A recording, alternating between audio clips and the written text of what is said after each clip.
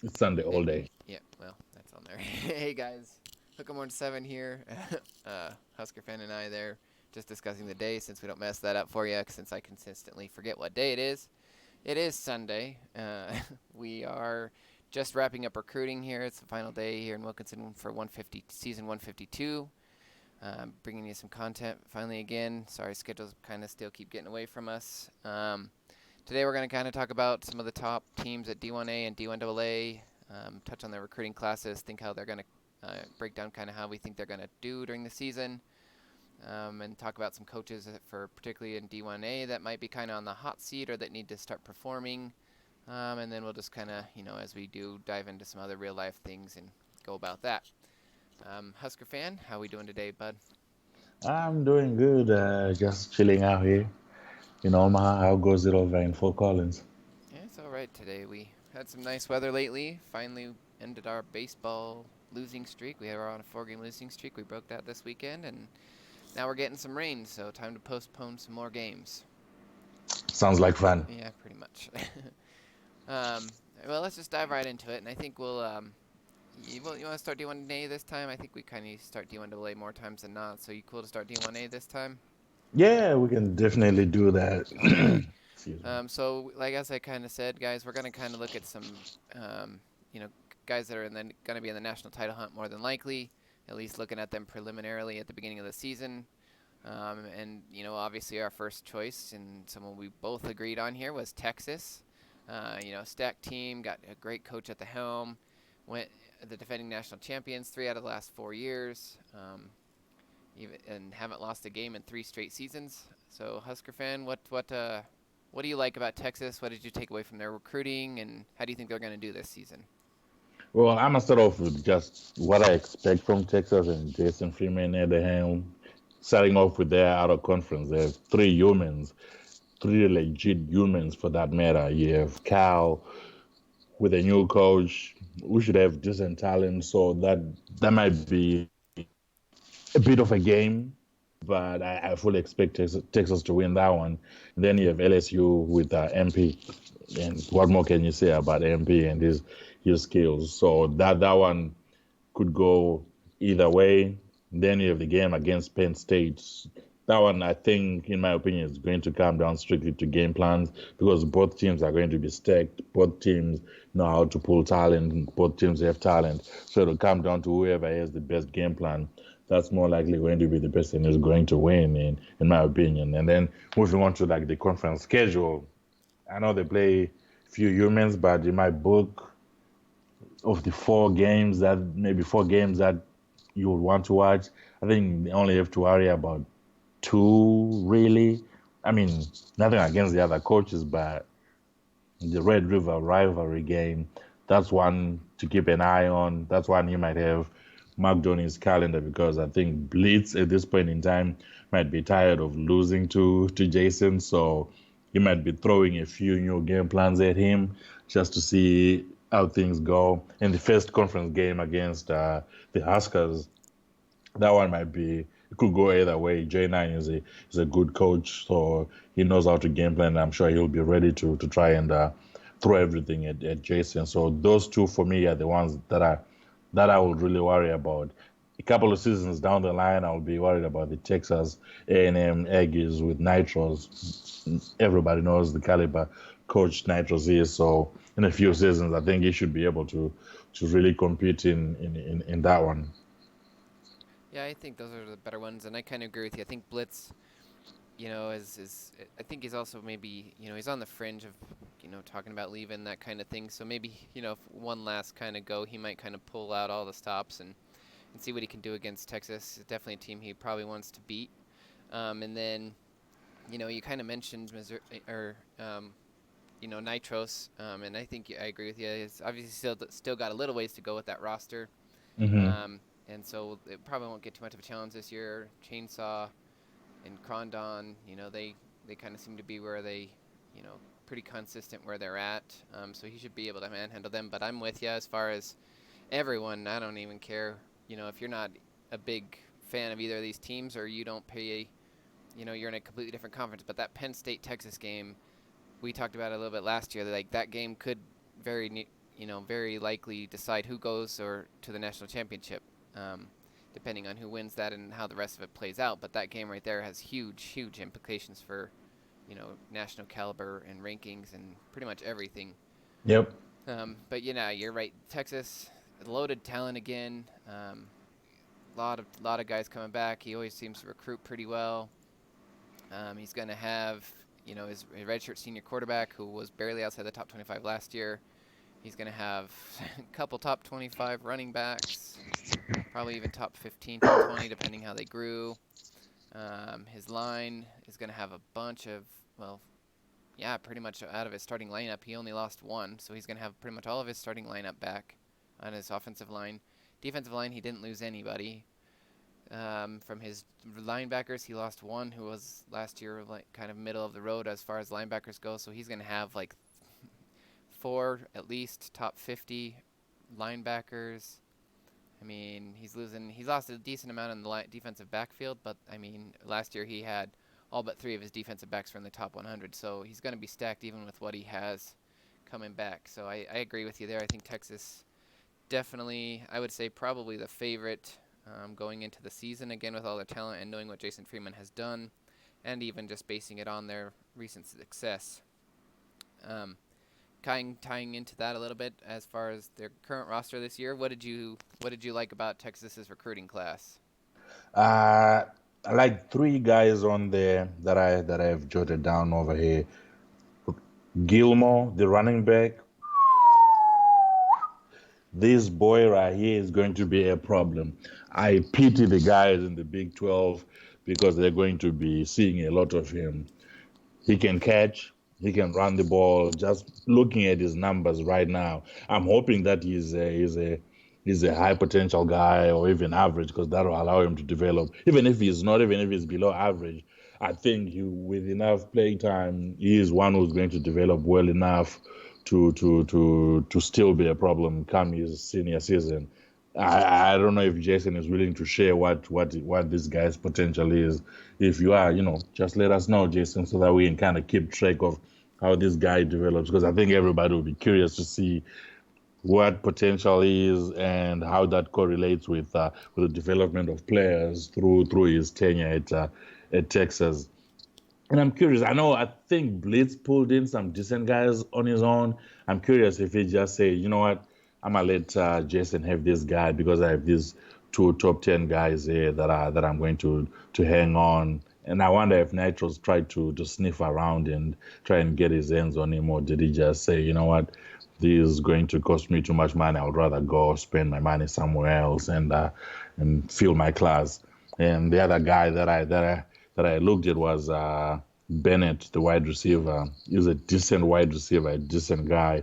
Hopefully, he's a high potential guy because looking at his attributes, he's got decent speed, decent hands, and elusiveness. But all those could improve along with his strength and everything else in between. And I think he won't be the guy who's going to catch you all the way to a national title, but he'll be a decent enough guy where he'll get you, maybe a conference title, but maybe not carry you to a national title if he was on any other roster. But with the way Jason works his game plans, I think he can pin his hopes on this guy and carry him all the way there. And earlier on you mentioned that he's going to have statly linebackers, and he just pulled another one, Garcia. This kid has already maxed out on speed at 80, but then everything else is still decent enough, and I hope he's got potential because he needs to pick up his tackling skills a little bit, just so that he stops everything that Bliss is going to be throwing at him, because I'm sure he's going to be throwing over the middle to the backs that he just pulled in. And he might also need to hit the gym a little bit, try and pump the iron and increase his strength a little bit, so that once it gets you in his grip, once it gets you in his clutches, you won't be able to escape. But other than that, he's a decent guy who should be a problem. Yeah, I agree with you. Touch on a couple of those. So I think, I mean, I don't know what happened, obviously, but looking at, because the one of the running backs that Oklahoma got was out of Texas, and he was the number one running back in the country.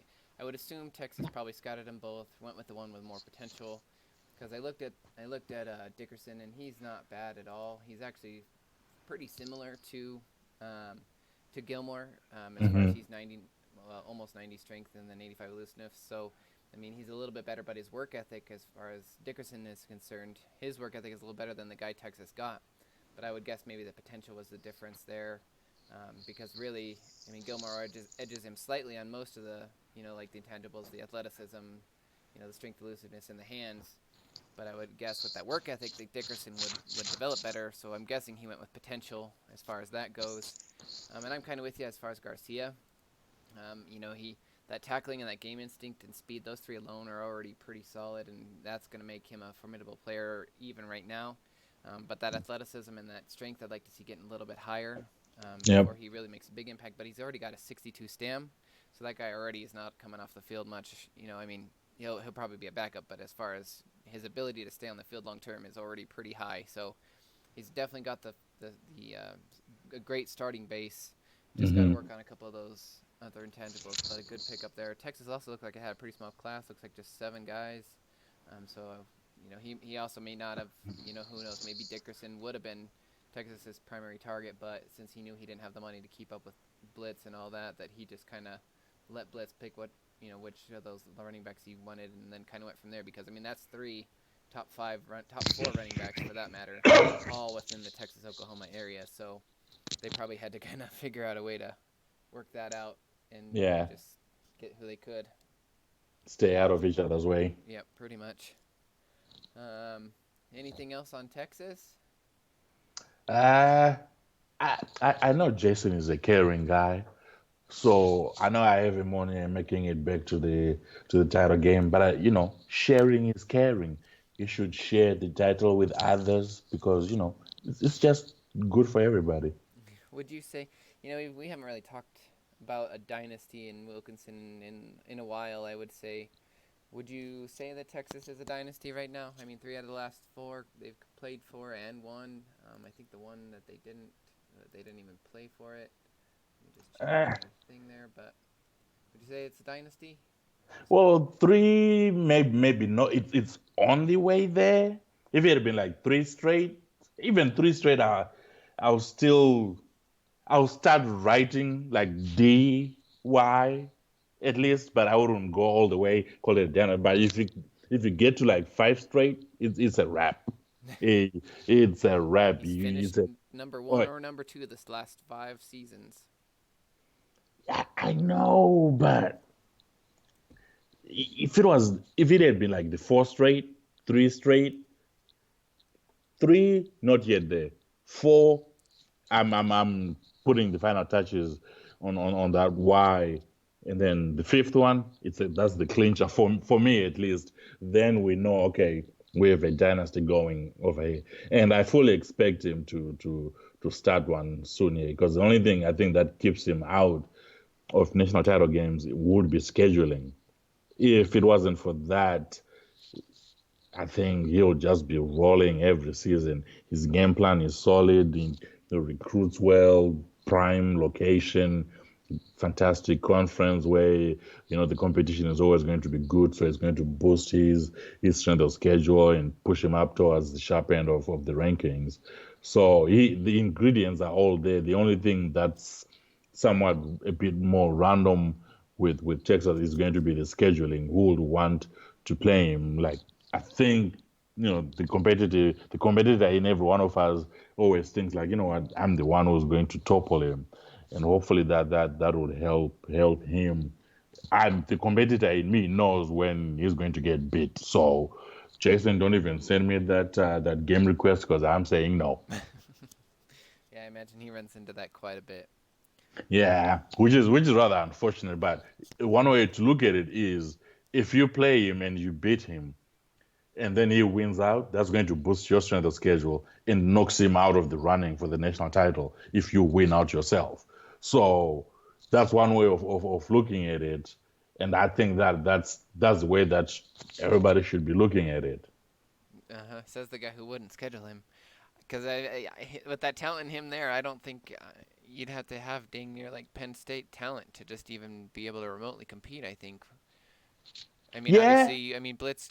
Blitz hangs around and all that stuff, and he's always got pretty talented teams, so it can be done. But he hasn't lost in 3 straight seasons. That is a bit daunting. But you see, he's playing at a different level from where I'm playing. I'm working on my unbuild. If you haven't looked at my recruiting class, so I did scope yours out because we were talking about how we were both struggling. Stanford was tough, and then I did go look at yours. Yours looks struggled a little bit too. yeah, that's very kind of you. Mine is just straight up, whoo. But it could be worse. I guess that's fair. Who else are you looking at there for the national title contention then? This probably might surprise a few people, but I'm going with FSU. I like the coach. I like what he's doing there, what he has done since getting there, and I think they have a very good chance of making the national title game this season. They doesn't have to worry about Allen at UNC stopping him, though he does have to worry about him in his out of conference game against Michigan. He can't get rid of this guy, and he also the other thing that for me increases his odds of making it is that the Big Ten, those guys beat each other up. You have Penn losing to the Irish losing to the Buckeyes, and they just beat each other up such that they take each other out of the running to make the national title. And then you have the Trojans, they have UCLA and MP, and MP is always a formidable opponent. So then that reduces the odds for USC making it there. So, in my opinion, the odds are in their favor.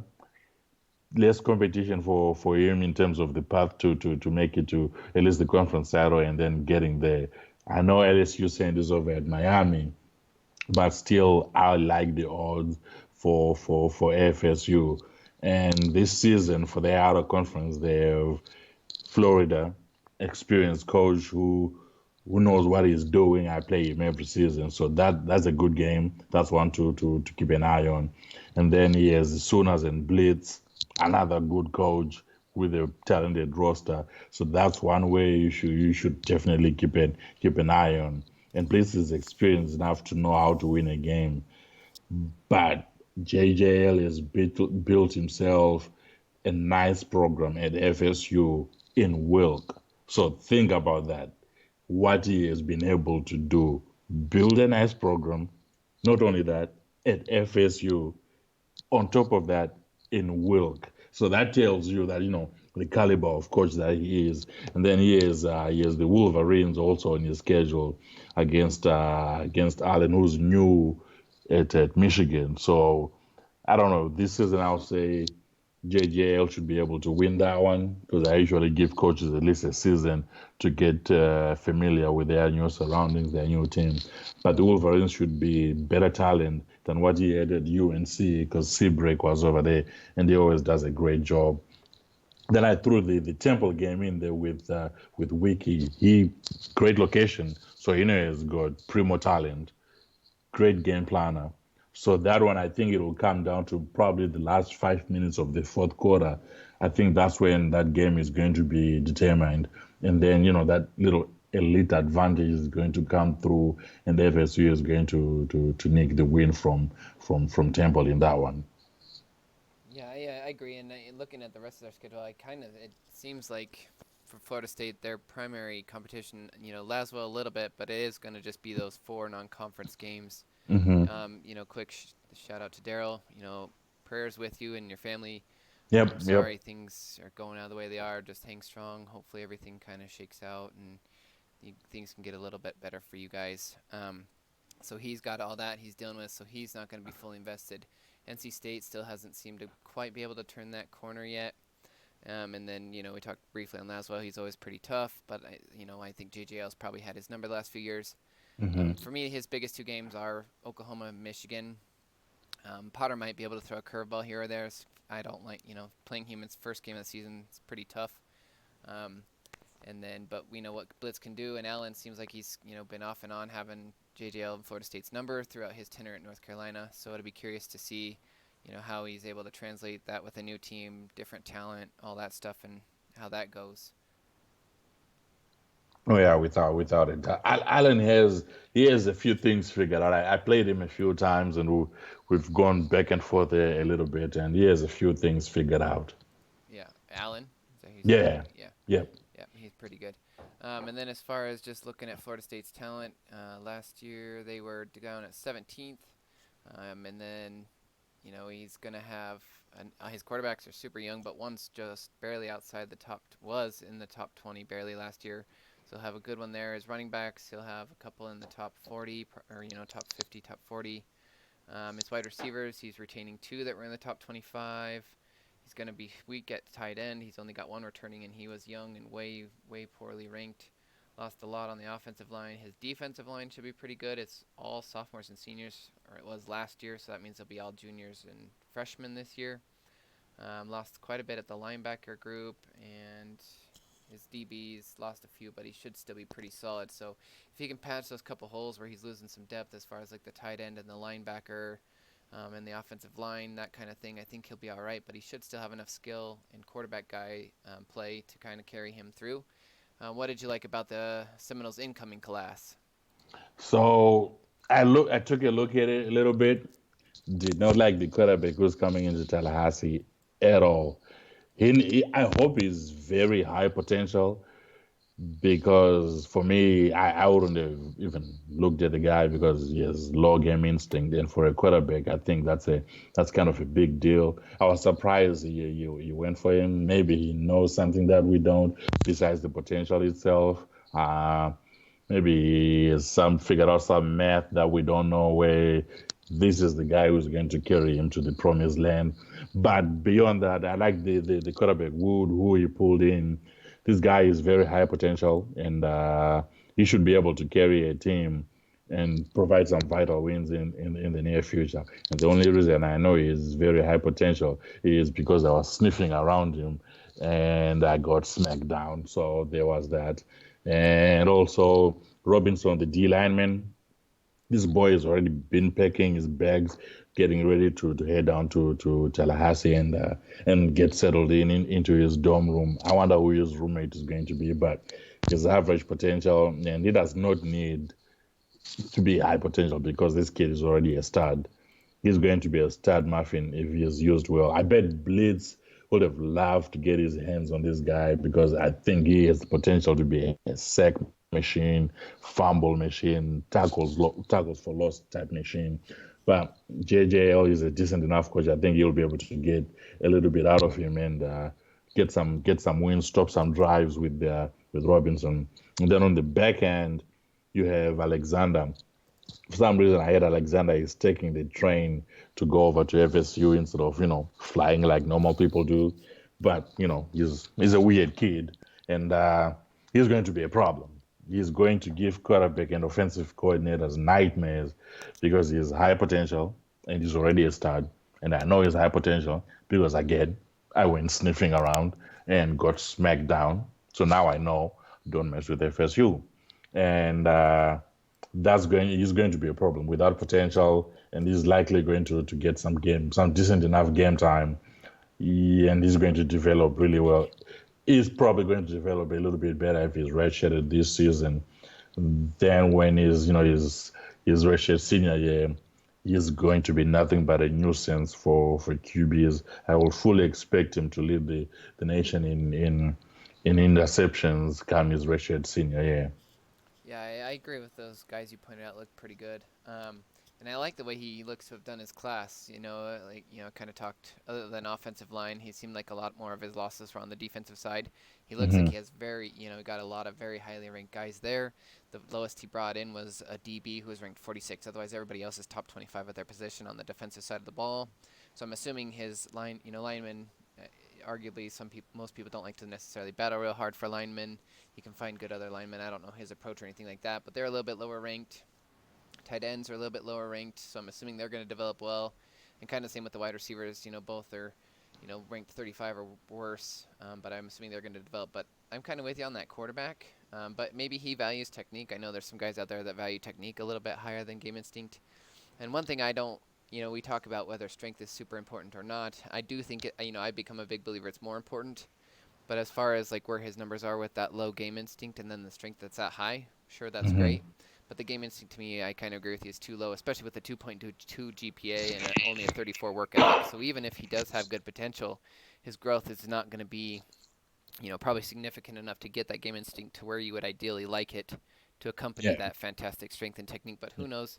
Maybe he gets that right around the 70s by the time he's a senior. That's a decent quarterback because those other two numbers, the strength and the technique, will be over probably over the 80s. I think by Hmm. that point, if I remember correctly from everything he had. So could turn into a decent guy. The running back, I agree, is a stud. So pretty decent class. He looks like he got everybody local. He did pull both his wide receivers from up in the Midwest, got them out of Missouri and Ohio. So maybe there just wasn't many wide receivers down in the South to go for. Not really sure. Obviously, I'm not remotely in that area. But yeah, I think it's a good, interesting class out of him. Anything else as far as Florida State goes? I fully expect them to be competing this season. That game against Blitz, for me, I think that'll be a bit of a coin toss. And if it doesn't go his way, then I think he might be in trouble in terms of making the national title game. But then if everything lines up, that's my guy right there. He's going in. He's just going to ride a Cadillac all the way to the national title game. Yeah, I think he has to win out though, right? Like I was trying to Yep. decide, that OOC is strong enough that he could have probably normally had a loss, to Blitz or to Allen. But I think with how weak his conference schedule looks, he has to win all five Yeah. of those in order to have a Yeah. shot. He did. He definitely has to win every single game to have a shot at making it. And I wouldn't put it past him to do that. I've played him in a few other worlds, and is a good coach. Yeah, he's definitely got things figured out. Are there any other teams you were looking at as far as national title contenders? I have one more team that I had picked. I'm going with Rutgers and Paul. Yep, you heard me right. I'm going with Rutgers and Paul. They are going to make it. Whoever wins the conference between the Big East and the ACC is going to be playing Texas. I already have Texas in as a lock. They are written in stone. The other position, that's what everybody else is going to be fighting over. And looking at the out of conference schedule, it's not very strong. He only has two humans on there, but one really big game against the Irish, and I fully expect Paul to lose that one. But even after he loses that one, for my money, he still has a chance of making it into the national title solely based off his conference games and who he's going to be facing in conference play. And I think he's going to run the table in the Big East. Nothing against the other guys who are in there, but I think he's just a step above everybody there, and he's going to be the overlord of the Big East. Now that Nitro's left and Schooley left, I think those were the two guys who were sort of kind of standing in his way to from becoming the overlord of the Big East. He is the one who's going to be sitting on the Iron Throne of the Big East. Yeah, I would agree with you there. I think Wiki's probably his biggest other competition, and True Devil will too. I think he's still trying to get figured out as far as UConn goes. In his second year, Mhm. did really great. His first year, he's done a great, he's done a good job coaching everywhere he's been. So I think Trio Devil could be a good one too. But Wiki and Temple, or excuse me, UConn and Temple, those are kind of really the only two I see that are going to have a great shot. Because Phil, I think we might have touched on. Not sure how invested he is. The guy that just took over South Florida, I don't know him all that well. I mean, I've seen his name around, so he could throw a curveball. He might be pretty good. Syracuse still trying to get their feet on, wet and get it all figured out there. But yeah, I think that Kensei Notre Dame game is for sure going to be his biggest game. It would be great if he could pull it out. Yep. You have a lot of confidence in Paul. Not that I don't necessarily. I just looking at his history. He came out the gate hard. Played for two out of three national titles. Was finishing top five. Last two, 2 out of the last 4 seasons, he's finished outside the top 10. Last year a little bit of a rebound, got it back. So he's definitely going to have to. He probably has to win out too, don't you think? I know, just because you got a decent amount in the Big East, but I would think that they're all kind of still typical Big East, going to beat up on each other, where you might get a bunch of 10-win teams, 8-win teams. So you're going to have to really boost your strength of schedule. Hope Notre Dame does really well, beat them, and then just kind of finish out the rest well because Hitman in New Mexico, they've done okay, finishing, just, top 15, top 20, that kind of thing. So they're a decent opponent. But I would think he needs just a little bit more push to make the national championship. So winning is a must for him as well, I would think. Yeah, but I think with the one loss to the Irish, he should still be okay because I think the Irish only lose one game. I don't remember who they lose to, whether they lose to Penn State or to Iowa State. I know they usually lose to one of those guys. So that would be the only other loss for the Irish, and then they win out. So that's going to be a good injection of to that SOS for him. And then, like you said, you're right. Probably the biggest they beat up on each other, but everybody is going to be, like you said, 8 wins, 10 wins, or whatever. That should still be enough to keep him in the hunt because we know Troy State is not going to be in the running even if they win out. FSU is the only other team because I looked at the perennial contenders to see who actually had a legitimate shot at this thing. Alabama doesn't look like they're going to have a good strength of schedule, so don't really expect them to be in the running. LSU is probably going to lose to Alabama. USC strength of schedule is probably going to hurt them, and they still have to get by MP and these UCLA Bruins. And who else is left? Penn State. They are going to drop a game once they get into conference play, and they'll probably drop a game to Texas. Blitz is probably going to drop a game to Texas. So with all of that going on, these guys for me, they are the ones who have the highest odds of making it to the big dance, unless something really crazy happens, kind of like what happened last season with LSU and Miami not making the conference title, yet they still managed to get into the big game because things went their way in those conference title games. Yeah, that's fair. I don't know. I think the winner of the Big Ten has a pretty legit shot, even if they're able to, even if they only have one win, regardless of who it is. I think that Big Ten is pretty strong anyway. And looking at Rutgers, he lost, I don't think he had a huge class this year. It looks about average, but looking at his roster from last year, just about all of his top guys were seniors, which I mean you would expect, but usually you kind of get a Hmm. mix of some juniors and some sophomores, that kind of thing in there. But pretty much all of Paul's top guys were seniors, so he lost a lot from last year. And they look decent enough to fill in the holes behind them, but I'm worried about maybe just some depth at a couple of spots, that might not be able to hold up in some of the bigger games. Quarterback should still be decent enough. His running backs look pretty solid. But, he's going to have one really fantastic wide receiver. Should be the best in the country this coming year. And then, offensive lineman looks pretty well-rounded. Defensive line looks all right. Linebackers, we'll kind of wait and see. They kind of fall off after those two seniors graduated. And then DBs, he has two coming back who are pretty solid, but then they are kind of the same way. They kind of fall off pretty quickly after those top couple seniors. So we'll see how he does as far as that. And looking at his recruiting class, how did he do refilling his depth?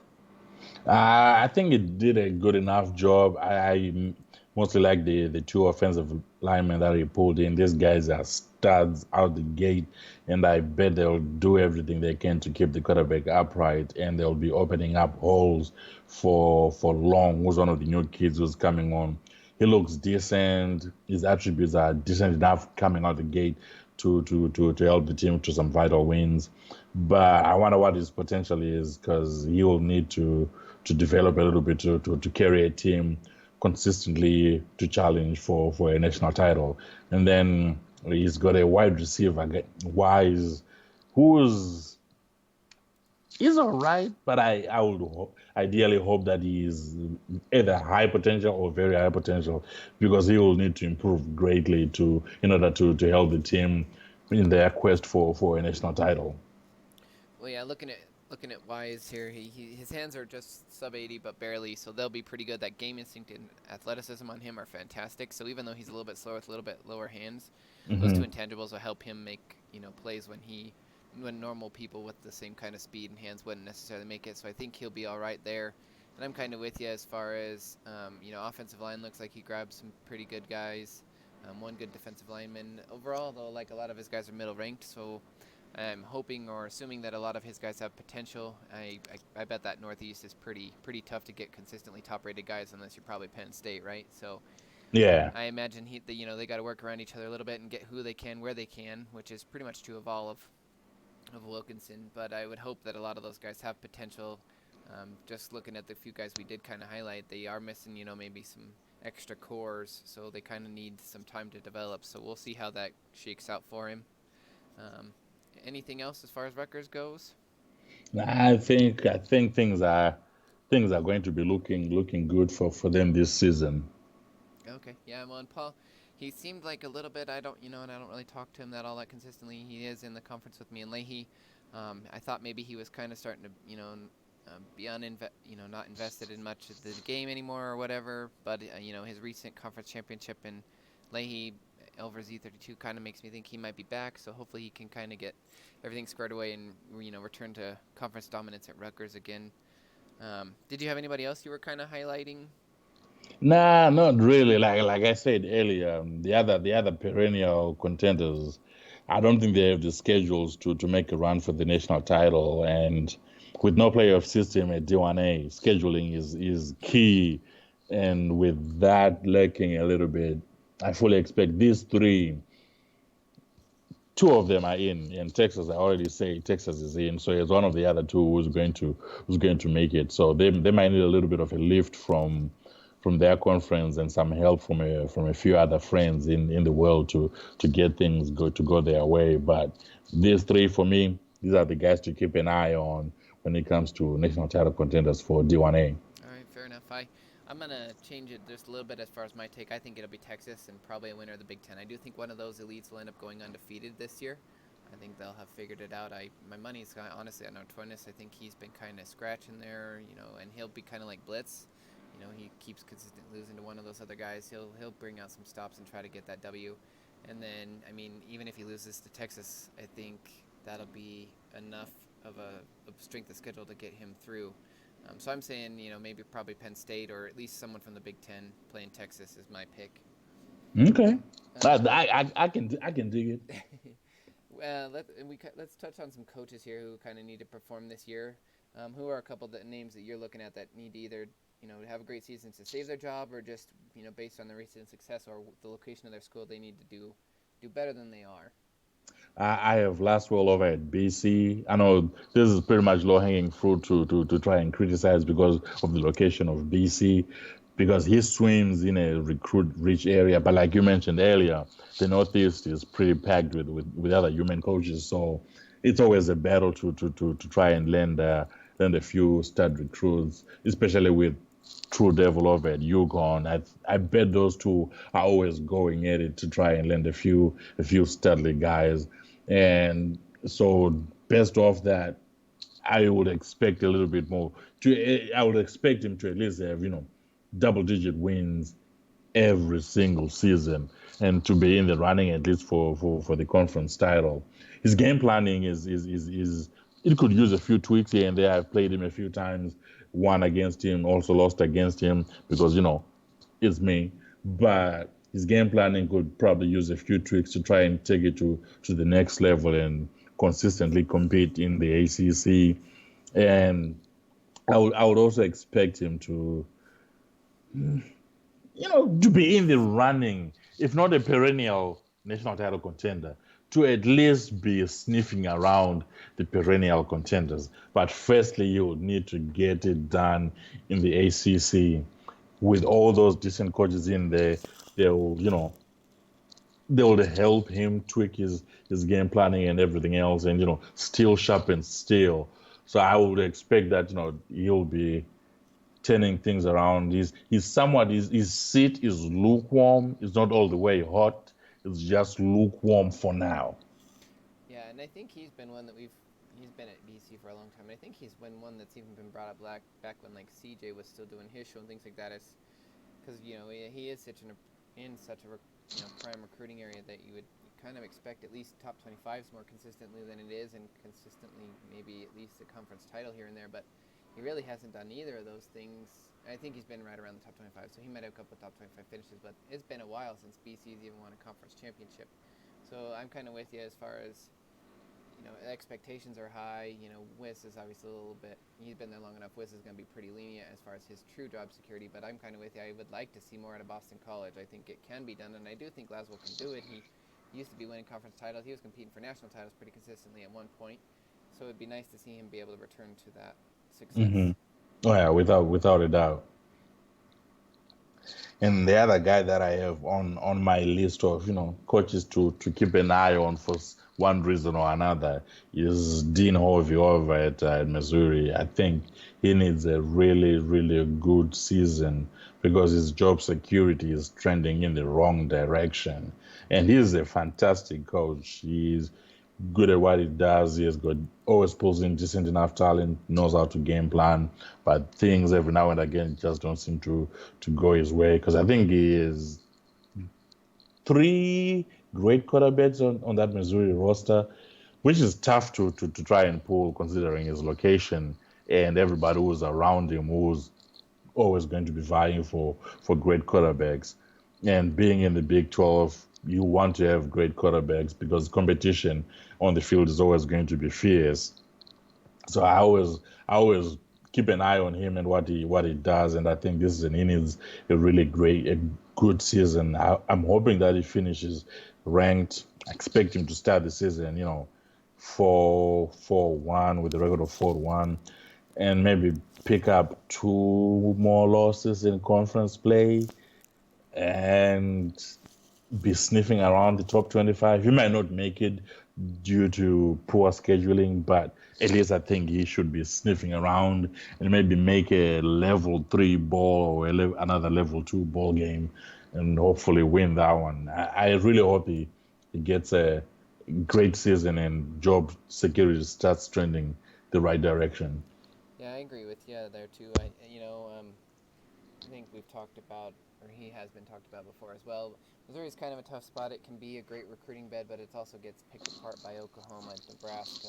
You've kind of got Hmm. Big Ten schools that come over to it too. So it's a great coach in kind of a tougher recruiting area. It's kind of I imagine probably somewhat similar to like Georgia. Doesn't probably Yep. produce as much talent, but it does produce guys every year. But you're just going to get picked apart by everybody else. So great coach there, and he really doesn't seem like he's been quite as dominant as he was. In early years in Tennessee, even his end of his tenure at Tennessee seemed to be kind of faded out. But yeah, I'm with you. I've always kind of liked Dean, and we used to play each other quite a bit, quite frequently. Great to see him be able to get back up to the level that he used to have. A couple of guys that I think we talked about real quick briefly here on the show too, where Crondon and Phil Fulmer, two guys who used to be pretty active, both in Slack and the forums and everything, and we haven't really seen much from either one as far as in Slack or chat or forums or even on the field. So, gotta wonder how invested they are. They're both, seem pretty cool guys. Enjoy them around in the community. It'd be great to see them, I guess quote unquote come back, be more engaged, whatever the case is, and kind of find some more success for them as well. Yeah, that I completely agree with you because I assume this might be Cron's farewell season over at Texas Tech. Things are not looking great for him. He has five humans in his out of conference, which will, if things work out the way that I assume they are going to, he's going to start 0-5, and those guys hopefully win the rest of the season to help his SOS. But then he's not going to be helped once he starts playing in conference play because he's going to be facing some really really tough guys. Finishes out with four humans, and I expect him to go 1-3 if he is lucky in that stretch. So that's already eight losses. That's a losing record. No ball games for him, and they are going to be giving him his pink slip. But then I'm sure he'll probably be able to apply back as soon as the world turns over. Yeah, that's fair. Any other couple teams or coaches that you thought might be on the hot seat, or you like the way they're going? Uh, TCU, the coach has been there for a long time, but I think this might be it. But again, with the caveat that as soon as the world turns over, he might be able to apply back and get back in there because I doubt anyone really wants to go to TCU and coach. But the SOS is not going to be good enough to make a ball. even if they have double-digit wins. Not sure what the recruiting strategy was with all those running backs. It might have been a bit costly in other areas, and this might have been it for the AD and the president, where they are like, "Ooh, we need other positions filled. Why are we only recruiting running backs?" And best of that, they might just give him the can and say, "We need some fresh blood to come in and lead the program in a different direction." And another coach that I think is trending in the right direction is the coach at Ball State. I fully expect him to make another jump with his team come the end of the season, because I think last time around he was in the 40s after starting in the 50s. I think this time around he makes another level 2 ball game, and he probably would be in the lower 30s come the end of the season. And that's not bad, because that shows that he is improving every season to the point where I think in his fifth season he's going to be finished in the top 25, or even maybe somewhere in the lower 20s, in the teens, if he's lucky, if things go his way. That's a coach that I will keep an eye on. Things are trending in the right direction for him. Yeah, and that's fair. And I would even go maybe to say as far as I think they can win the conference this year. It's only his third year. You got Buffalo on the other, pretty much on the other side, so they hopefully can win out that other side. But Firmer had been winning that conference. He moves on to Cal. Hmm. So it'd be curious to see. I would imagine whoever comes out of the West likely wins the conference. Yep. And so, he seems to be trending good, well enough that he could probably do it this year, or definitely not if this year. I would say next year is definitely looking really good for him. Oh yeah, without a doubt. He's I think I've seen him in a few other worlds, and he's a decent enough coach to where expectations should be that much a little bit higher for him. But then this is Wilk, and I think it's just getting his feet wet and getting situated over at D1A, such that after 5 seasons, then expectations get ratcheted up a little bit high, because now everybody on the roster, they are your guys. You've had 4 seasons with ball money, where you can actually compete and bring in the guys that you actually want. So things get the heat gets turned up a little bit after that fifth season. Yeah, that's fair. I agree with you there. Anything else on D1A, or are you ready to shift gears a little bit? I think it's time we shift gears over to D1AA, where I know nothing, but I'm always willing to give an opinion. All right. Well, who do you got? Who are your title contenders down there? Uh, if things go right and these teams don't end up in the same bracket, I like Georgetown. I know I liked them last season and the season before. I like them again this season. I think I might have a bit of a crush on Georgetown and the coach, because I like what they do. He, he is a loaded quarterback stable. All the quarterbacks, they are decent. And for me, with quarterbacks, I've come to know that, like, someone told me this a while ago, the key when looking at quarterbacks is look at the backup quarterback. Is he good enough to keep a drive alive when the starter is on the bench getting his Gatorade? And looking at the quarterbacks that Georgetown has, the backup, he's decent enough to finish off a drive and put up some points for his team. And there's some good workhorses in the running back stable who will run the ball down anyone's throat. Their hands, not the best to catch the ball, but they can work in a pinch. Then he only has 3 wide receivers on the roster right now, but I think he knows how to use those guys effectively to get the job done. It might hurt in a high scoring affair where you might need to start throwing the ball, because his running backs, like I said, not the best catching the ball out of the backfield. Only 3 wide receivers, so things there become a little bit tricky. But then with 6 returning offensive linemen and 4 of those being upperclassmen, they are solid enough to keep the quarterbacks upright and open holes for those running backs who I fully expect to be running the ball down anyone's throat. And then on the other side of the ball, everybody knows defense wins championships. He has 5 returning guys, 3 of those guys upperclassmen. I would expect those 3 to be starters, and the three of them, they all have a formation IQ above 58. And with playoffs, everybody with number of games we have at D1AA, you would expect that that IQ will be bumped up a little bit to be at least above 60. And I fully expect them to be putting the pressure on quarterbacks that they are going to be facing. They're just going to start eating them up. And the linebackers behind, these guys will be can blitz. One guy comes down, that whoever is left back there should be able to take care of any running backs or tight ends that come through their zone. And with the team running at 3-4, there is always going to be an upperclassman on the field in the linebacker core. And they have great stamina to be able to stay on the field longer and sniff out any drives that the offense is thinking of going on. The back end for upperclassmen. Again, you'll always have an upperclassman on the field. So you have two safeties, upperclassmen, two corners, upperclassmen. So everything at every level on the defensive side of the ball, you have solid upperclassmen starting, and they are going to sniff out whatever you throw their way. And overall, in my opinion, this is going to be a formidable team. The only question is, will the players be put in a position where they will be able to win a game, win big games, make a Final Four push again, and hopefully go a step further, make the national title this time around.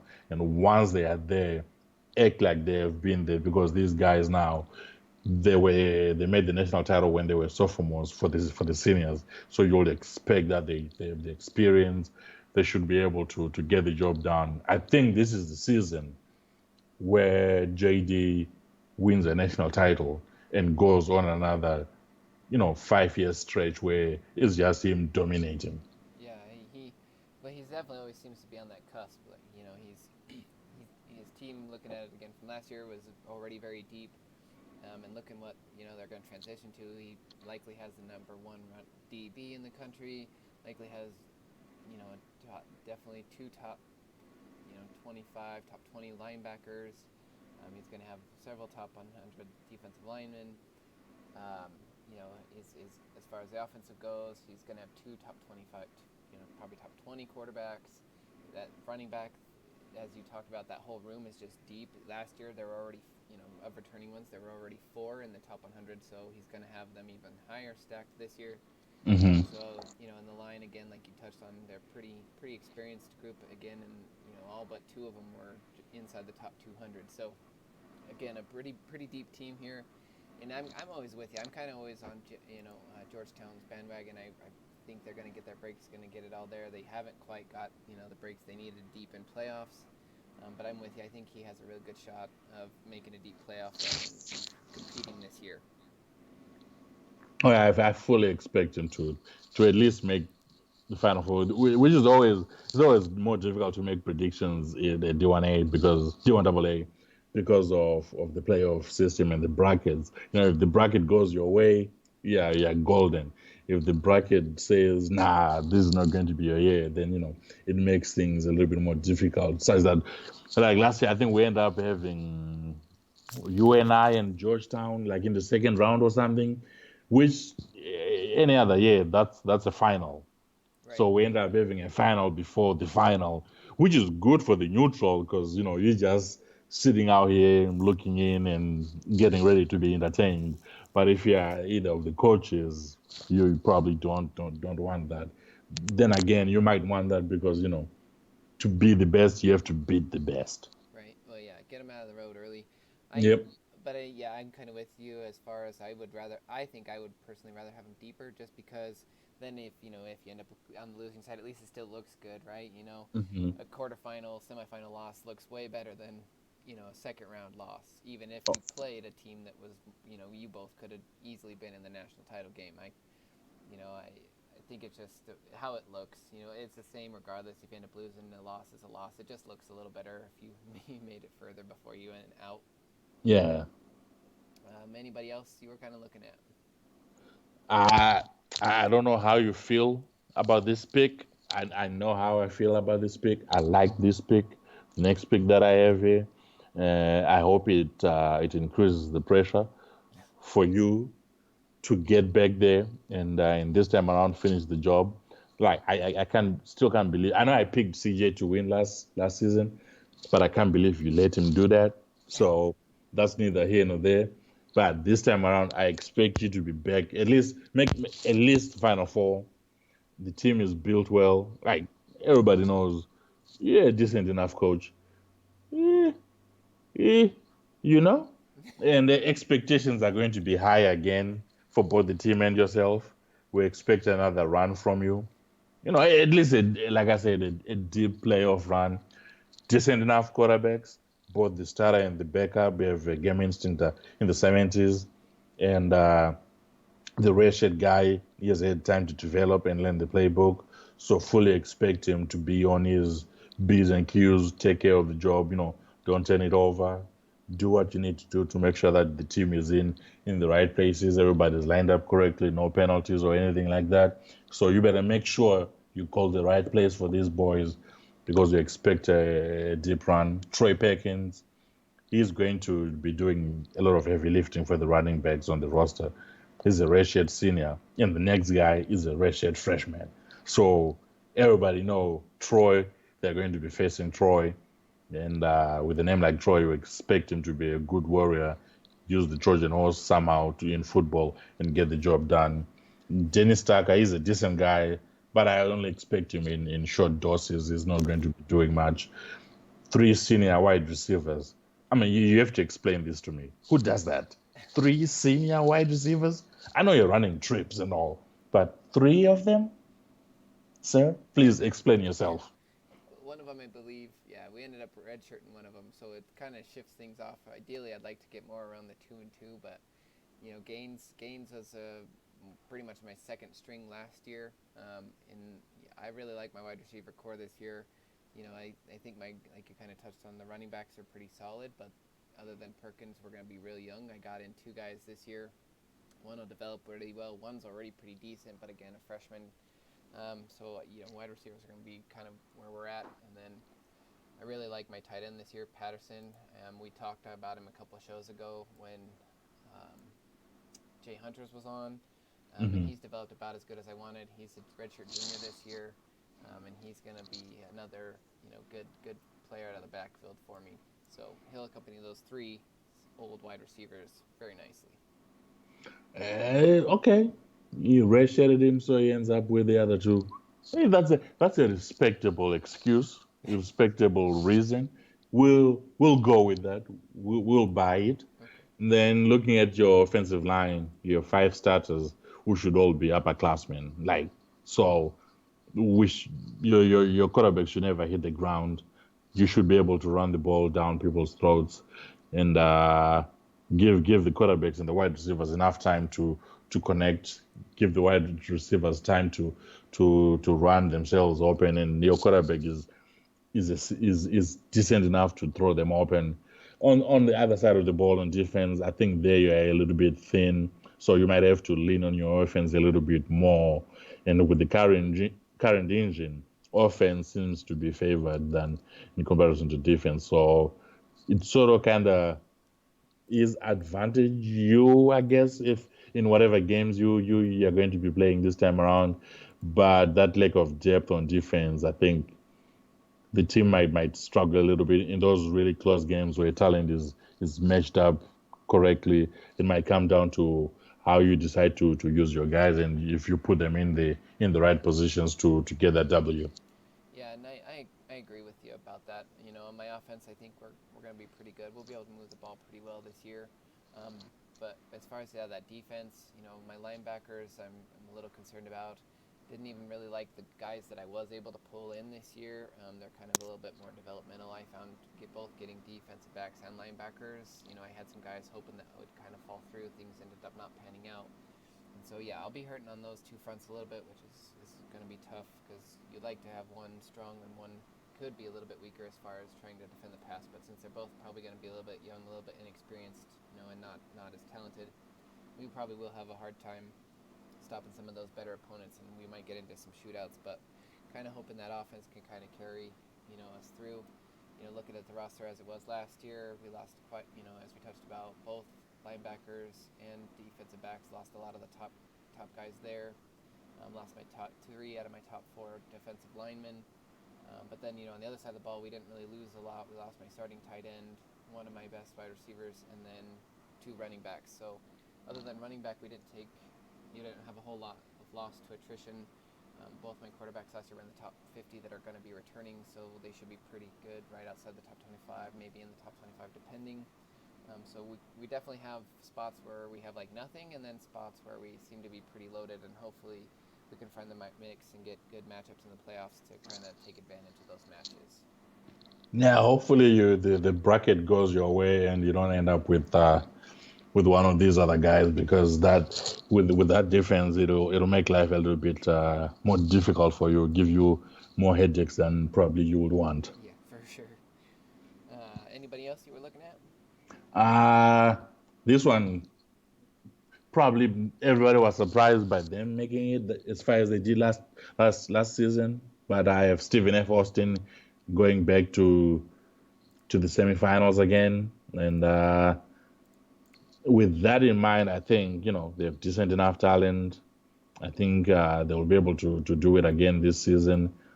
A good stable of quarterbacks who should be able to manage things, and everybody has had a year to study the playbook, and I think they'll be unleashed upon everybody for this coming upcoming season. And the team, it runs too many formations for my liking, and this has not allowed the running backs or anybody else to fully pick up those formation IQs. But then again, what do I know? The team just made it to a national semifinal, so it seems to be working to have that many formations running, because then it gives them a little bit more flexibility in terms of which formation to unleash upon a team, depending on the holes that they see in the defense. But to each their own. There are 6 million ways to die, as they say. So there is that. But looking at the back to the roster, the wide receivers will have to be managed well, so that the two upperclassmen are on the field for the majority of the plays, because these guys are studly, and I think they might be the ones to carry the team to the promised land. I bet that these guys will be open for most of the time, and they'll be catching anything you put within their wingspan. They are going to be catching it. The offensive line is solid enough for the coach to either run or pass the ball. That's how good these guys are. They should be able to take care of business. Then on the other side of the ball, the D linemen, I think they're going to make quarterbacks eat dirt. They are going to be causing fumbles. Running backs, when they meet up with these guys, they are going backwards and not forwards. I think Bliss is coming will be jealous of this defensive line, because these guys are just nothing but straight up solid walls over at Stephen F. Austin. And walls are very, very, very popular these days in Texas. And behind those D linemen, you have linebackers who they are okay. And they might be the only weakness in this defense, because they are only okay.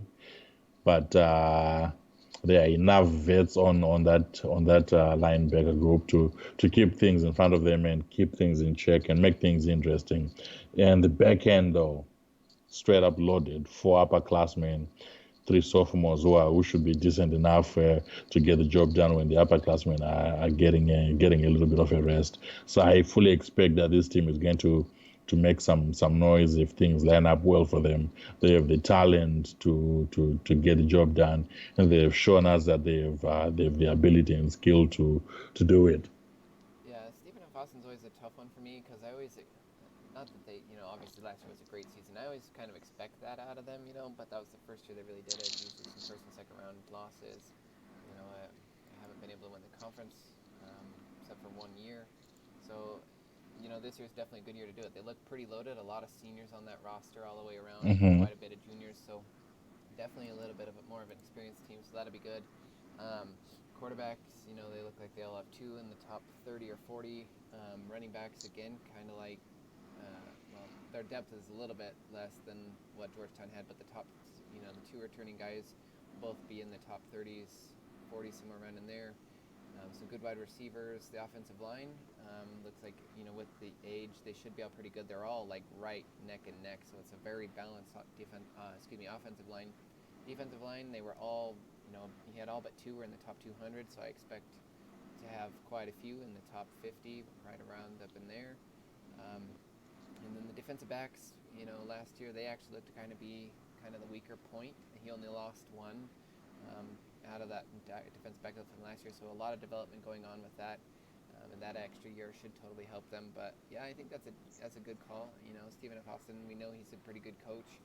They just got to get those breaks. Kind of like even with Georgetown come playoffs, they just got to get those breaks. In the bigger games, and put the game plan together, especially with the more experienced team this year. And I think they could definitely make some noise too. I think you're right about that. Um, a couple teams I'm kind of excited for this year. Grambling State, they've been kind of right on the edge. They've been pushing deeper into playoffs the last couple years, definitely being a challenge for a lot of the top teams. I'm curious to see how they come out this year, and what they can do. And then obviously, another one that's always, well, two more that I like. Villanova. I think they're still going to be right in the thick of things. Last year we had kind of talked Cavs, thought maybe they were a little bit younger. This year now they should be a little bit older. Cavs should be right back in the thick of things. And then the defending champs, Furman. I know they lost quite a bit as far as some of their key, playmakers last year, but preseason number one, and for good reason. They still had quite a bit of good talent right behind those guys, so they may not be necessarily as top heavy as they were last year at some of those positions, but I think they're going to be a little bit more well-rounded with some very good players mixed in there too. So I think Furman definitely, and with what CJ Sweat's doing as far as game planning wise, I think that'll be a fantastic team again this year, and they should make a good deep playoff run. And we play each other week 2, so an interesting matchup there. Same week as I think Penn State Texas actually week 3, right? I don't remember off the top of my head, I but was gonna say otherwise you got two like great matchups there week 2, both in D1A and D1AA. hey, that's always fun for us. We're out just out here, sucking. This guy. Do you have anything else for D1AA? Again, like all these picks and these predictions that I'm making are made with a ton of caveats. The bracket has to go well. The talent that they bring in has to be good enough. Potential for the guys has to be good enough for them to fully develop and all the rest of it. And if there's any coach who feels that they deserve to be in the conversation, take this as a challenge. We don't think you're good enough. Eh, Get it together, and then we'll start talking about you. Yeah, I think that's fair. I mean, we talked about a little bit last year how D1AA seems to be coming, kind of revolving around the same 5 or so teams, and really I do kind of think it's about that this year again. I think probably more or less the same 5 to 6 teams are really who have a realistic shot at winning this thing again. But I think we've also had quite a bit of turnover at D1AA. But I kind of feel like we're on the verge of just kind of getting some stability down there Hmm. at D1AA. So I think that'll help as far as building more consistent programs who can consistently contend, the way we want and hope, and the way Wilkinson should be. So hopefully we're just a couple of seasons out from getting a little more parity in D1AA, and that will be very exciting. Oh yeah, without a doubt that should be good going for everybody concerned. Right? And then real quick, last time we talked about NHL playoffs, that's kind of where I'm more at. I don't honestly pay much attention to the NBA all that much. But we're starting round 2 here for the NBA playoffs. Looks like the Celtics won earlier today, game 1 beating the Bucks. And then you got right now the Warriors leading the Rockets about midway through the third. Um, who are you kind of looking at for the NBA finals? In the finals, and then who do you got maybe winning the whole thing? Uh, at this point, I'm sort of in the same boat with you. Like, don't really care that much because it's going to be the Warriors, and good on them that they're that good. But I'm like, bruh. Though Boston beating the Bucks, I wasn't too happy with that. I kind of like the Greek freak because he's a Greek freak. So there's that. Philly is entertaining. Joel Embiid, loudmouth, just spews whatever comes to his mind, no filter between his mouth and his brain. Though I think the claw Kawhi will be able to take care of that. I bet you like Denver and Portland.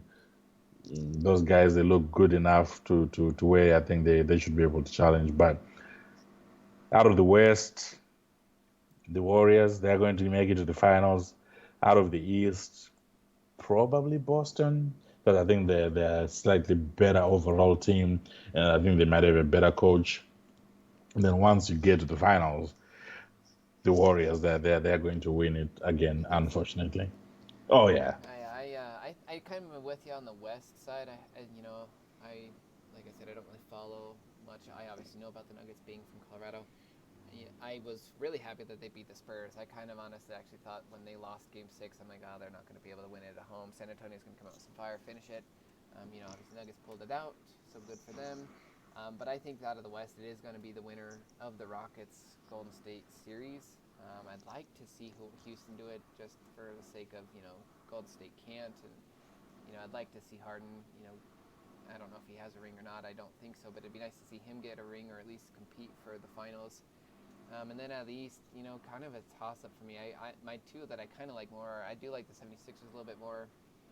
But yeah, everyone kind of seems to be hopping on that Boston bandwagon right now. So it'll be interesting to see how that plays out. But I kind of think I'm maybe with you on that side. I think Boston probably out of that side. And then I think it'd be a great final either way. I think Boston could beat the Houston a little bit easier, but I think the Boston and Golden State series will at least be a good series. But I think you're probably right. I do think Golden State wins it if they come out of the West. And then if it is Houston somehow, I think that Boston could get it done that way. So interesting to see how that'll finish out. We're just in round 2. We got a couple more rounds to go, but a lot of fun up there. It's kind of nice, not to have to worry about LeBron conversation and all that kind of stuff. I mean, we still got Golden State in there, obviously, and everything that goes on with them and their continuing success. But other than that, it seems like it's kind of a nice mix this year in the NBA. yeah. It sort of is like you have the best guys and their teams are the ones who have survived and are now going at it. They're at each other's throats. You have James Harden and his team, Durant, his team, Kyrie, his team, Giannis, his team, and then Kawhi, his guys, Jokic, and his squad. Like Jokic, like this dude, I don't know what he's getting over in Denver because I didn't know of him until this season. So I'm guessing he managed to run into some strand that they've specially for him over in Denver there. And he has just been on fire. I fully expect him to. I think they might be able to make it to the conference finals and then lose to the Warriors. Yeah, But I it think they got would a decent shot of beating Portland too, but I don't think they'll come out of the West for sure, regardless of who they play.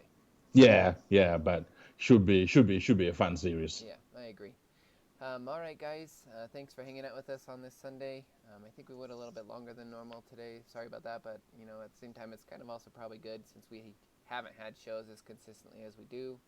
Um, Baseball season, we're kind of getting toward the end of that, but I get a 2-week break between spring, and then we'll start summer ball right after that. So hopefully we can get a decent amount of content out to you those couple of weeks. Get a couple back-to-back shows maybe. We were working on trying to get some stuff lined up for the future. We'd like to do maybe like a call-in show, so we may kind of throw a loop for you guys one time and do it on Spreaker, because I'm not sure how we could do this. We post through YouTube normally. The software I can stream through, that I record on, we can stream through that, but I don't know how we would post that to, we can't really get that live for you guys on YouTube at all or whatever, so you wouldn't really know what's going on. So we might switch it up and do Spreaker at least once or something like that. And then we have some other ideas going for you, so we'll try to get those out and get you guys some different content and get some guests back on here, because everyone seems to kind of enjoy those shows. But otherwise, thanks for joining and listening to us.